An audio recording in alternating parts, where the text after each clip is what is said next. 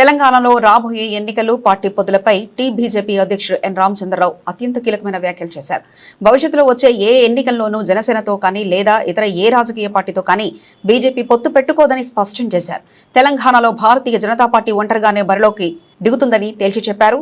తెలంగాణ రాజకీయాల్లో పొత్తుల చుట్టూ జరుగుతున్న ప్రచారానికి బీజేపీ అధ్యక్షుడు రామచంద్రరావు చెక్ పెట్టారు. రాబోయే ఎన్నికల వ్యూహంపై స్పష్టత ఇచ్చిన ఆయన రాష్ట్రంలో స్థానిక సంస్థలు లేదా ఇతర ఏ ఎన్నికలైనా సరే బీజేపీ ఒంటరిగానే పోటీ చేస్తుందని వెల్లడించారు. జనసేనతో సహా మరే ఇతర పార్టీతోనూ పొత్తు పెట్టుకునే ప్రసక్తే లేదని స్పష్టం చేశారు.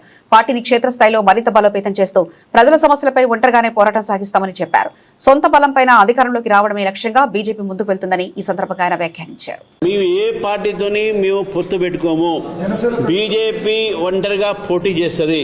జనసేన కానీ ఇంకే పార్టీ కానీ జాతీయ పార్టీ కాబట్టి అది ఎన్డీఏలో భాగం కాబట్టి అది జాతీయ స్థాయిలో ఆ రెండు పార్టీ గురించి నిర్ణయిస్తారు. కానీ మాకు ఎటువంటి పార్టీతోని తెలంగాణలో పొత్తు ఉండదు, అది స్పష్టం చేస్తా ఉన్నాం.